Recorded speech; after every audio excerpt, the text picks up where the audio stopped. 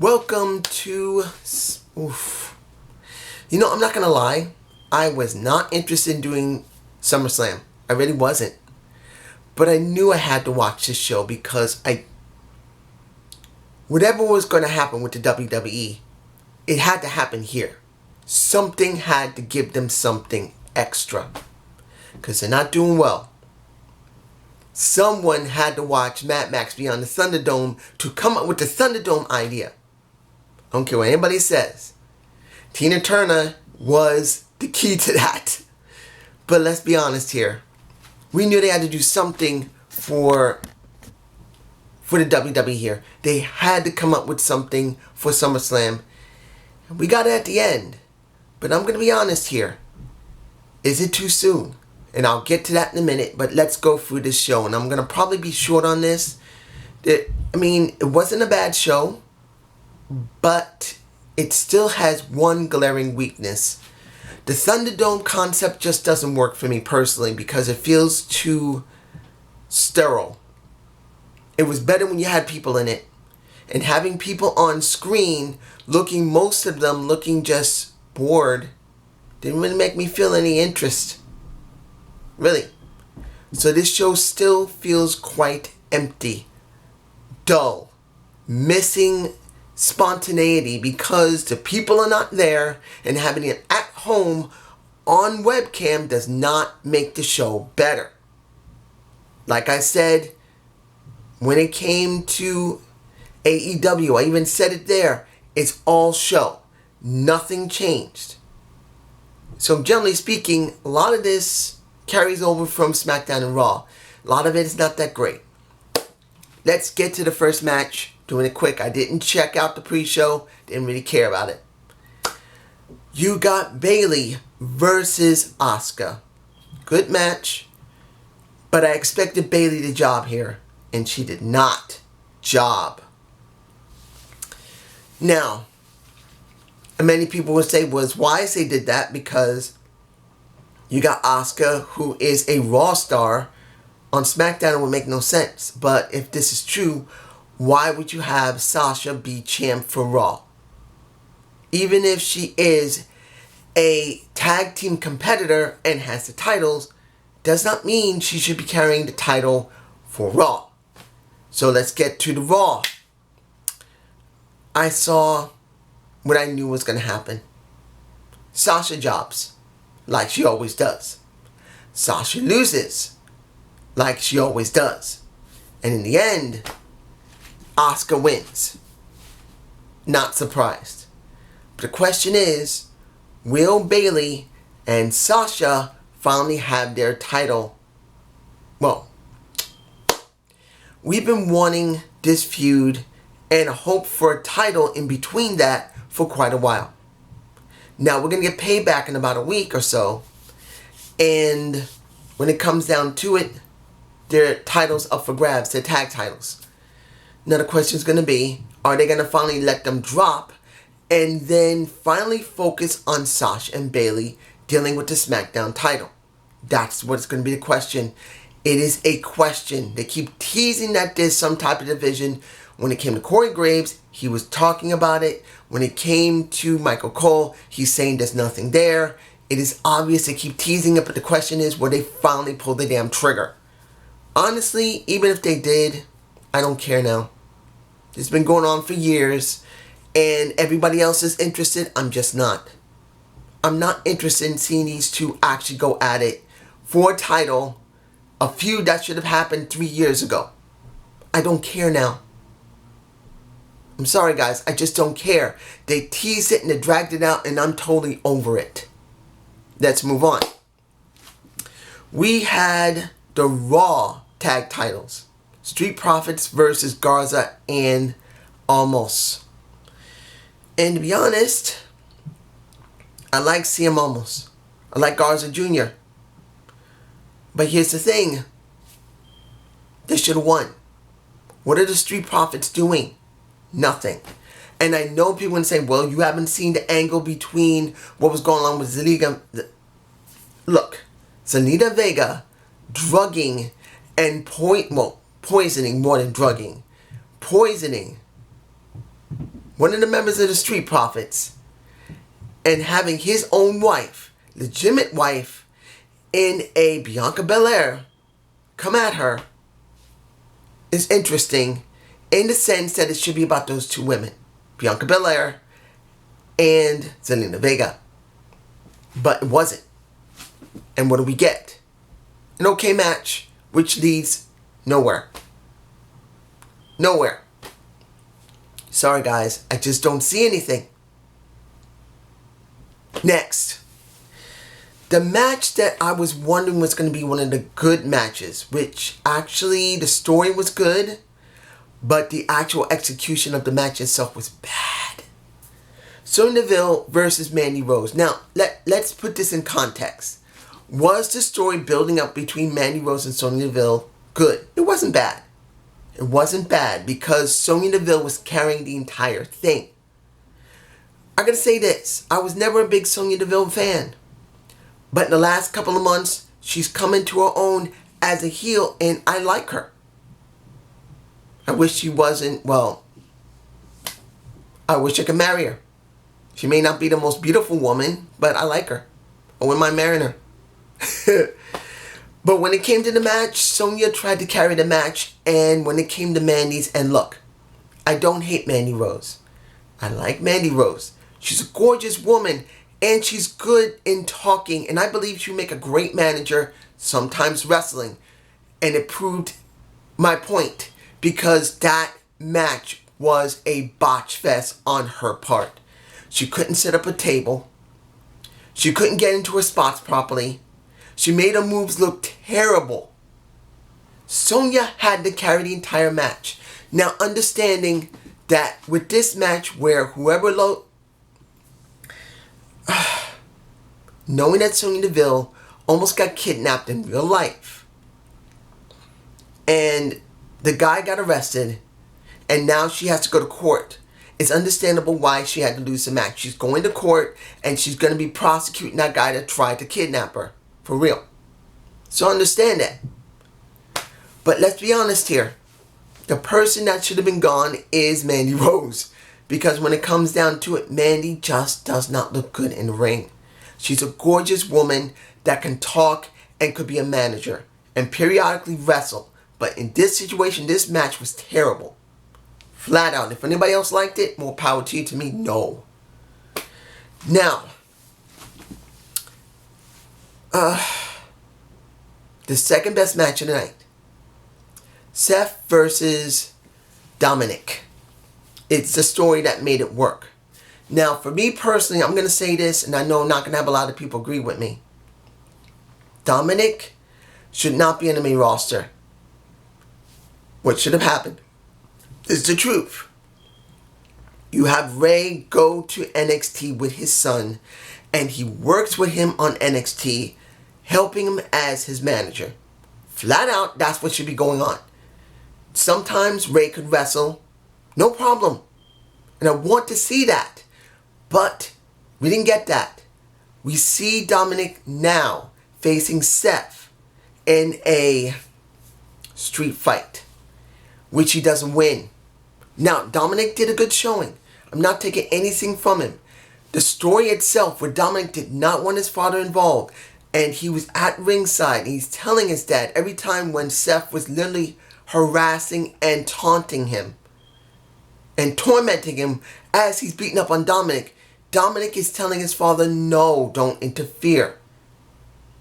And I'm not taking anything away from Dominic. He does have ability in the ring, but he's still too damn green. And I'm hoping this does lead to him. I really want to see Dominic go to NXT with Ray.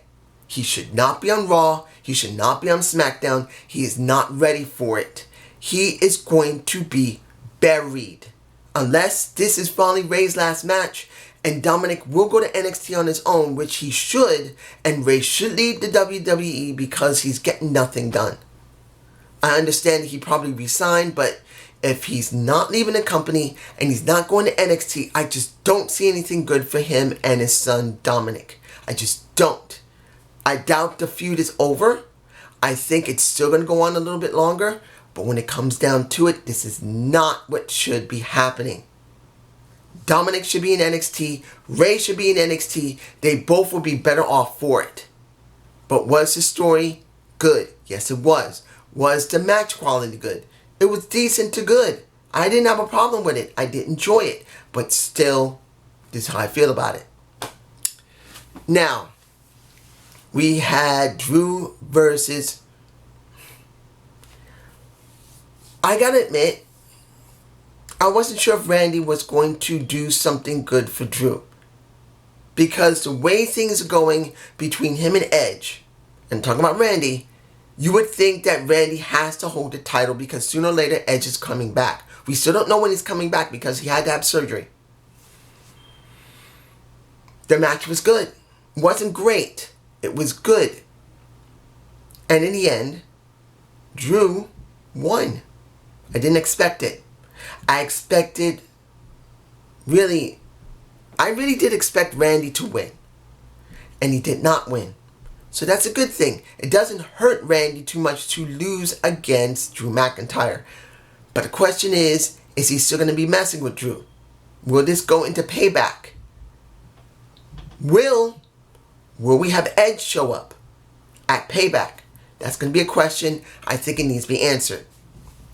Finally, the ending of the show and the match that was second worst when it came to performance. Next is Sonya Deville and Brandy Rose. That was Bray versus Braun for the Universal title at the end of the show, when I'd rather see Drew and Randy close the show than Bray and Braun Strowman. Understandable why they did it, because of who showed up. But I'm telling you the truth, guys, the match quality was bad.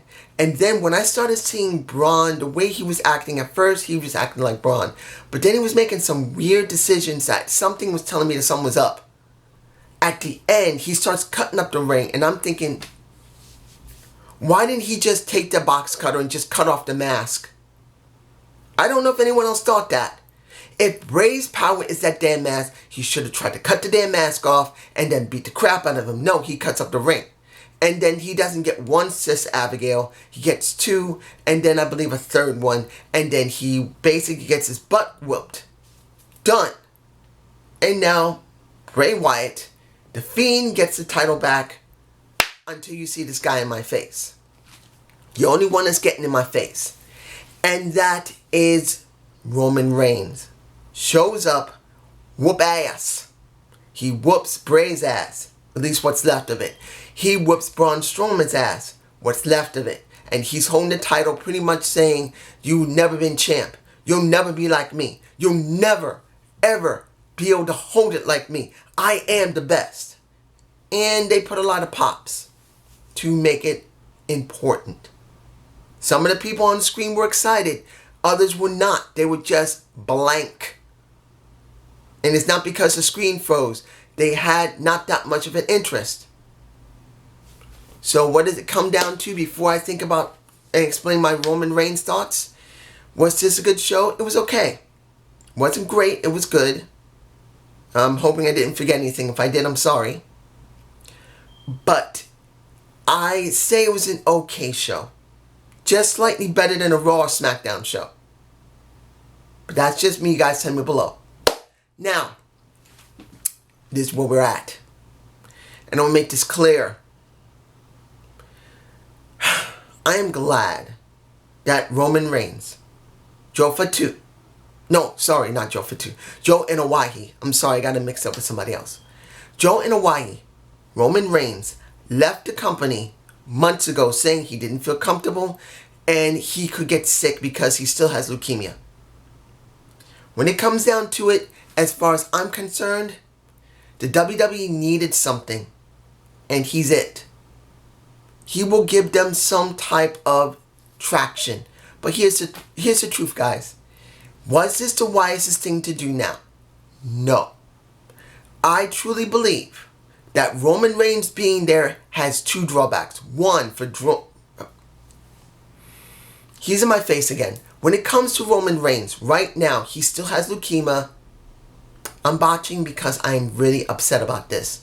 Because honestly, less than a month ago, no, a little more than a month ago, at least month and a half ago, WWE didn't screen anybody, didn't do any testing, nothing. And they had dozens of people sick. Look, Renee Young left the company because mainly she got pissed off because no one gave a damn, and I don't blame her. They lost Renee Young. They didn't give a damn about Renee Young. She's just a cog in the wheel. Now, many people say, well, fine, but that does not mean it's right. And we're talking about Roman Reigns, who has a